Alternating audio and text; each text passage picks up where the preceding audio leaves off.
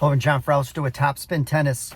A really interesting article I came across on ATPtour.com, and I'm going to put a link in the article below. So if you're interested in reading more about it, go ahead and click on that link. Also, before we get started, if you like the channel, like the information, make sure you hit that thumbs up, that like button, and that subscribe button as well. So the ATP and Tennis Data Innovations, TDI, are teaming together, and they've come up with a new metric, and it's called the Physicality Index, or PI. So you're going to start hearing more about this, and I've talked about this in other videos where a lot of the pros now are starting to bring on data analytics people onto their team. So very crucial to have this, because there's a lot of data that comes out of these tennis matches, and if you can have a leg up on your opponents by having some of this information, it's going to be very important. So the insights will assess the physical capacity required to compete at the highest professional level of our sport. It is important to understand that the Physicality Index, PI, is not a direct measurement of the athlete's overall tactical performance. It's only reflective of the physical work being produced by each athlete during the match. I would say some of the best PIs, and this, you want this number to be low, is the guys like Federer, right? It's people that were efficient movers and they made things look easy. And so we're going to start reading into this. You're going to start seeing more about this PI number and how the professionals relate to this number. At the 2021 Next Gen ATP Finals, Carlos Alcaraz won all five of his matches, spending less than 6.5 hours on court and only dropping one set in the entire event.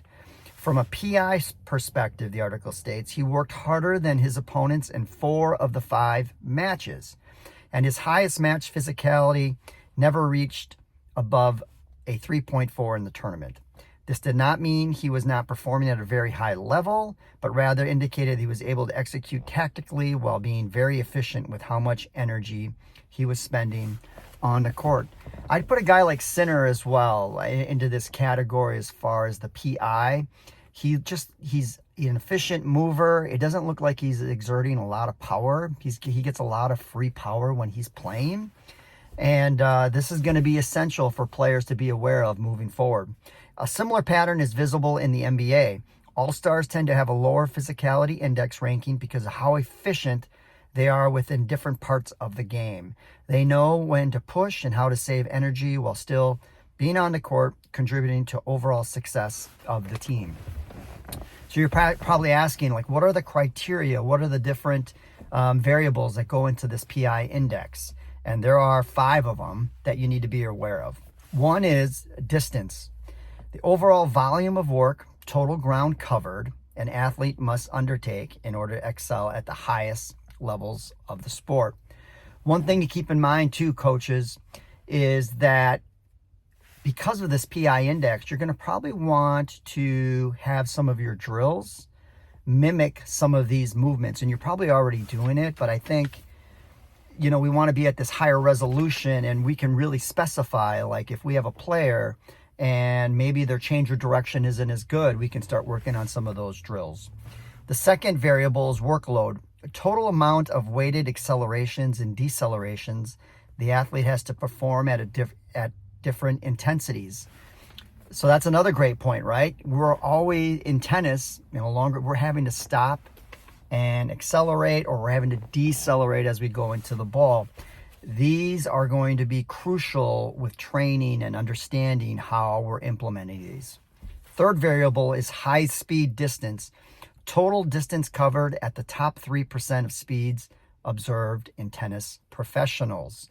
And we can see how you've got to be able to accelerate, right? Almost like a Tesla going from 0 to 60, you've got to be able to accelerate on a dime. And that's what these professionals at the higher levels are able to do really well. Explosive movements is variable number 4.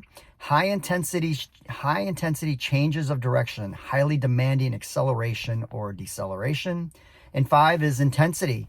High speed movements and explosive movements are used to calculate. So intensity. So anyway, there you have it. I'm going to put a link to the article below. Go ahead and leave a comment below what you thought of the article and how this is going to relate to training. Don't forget to hit that like button and that subscribe button as well. Thanks so much. Enjoy your day.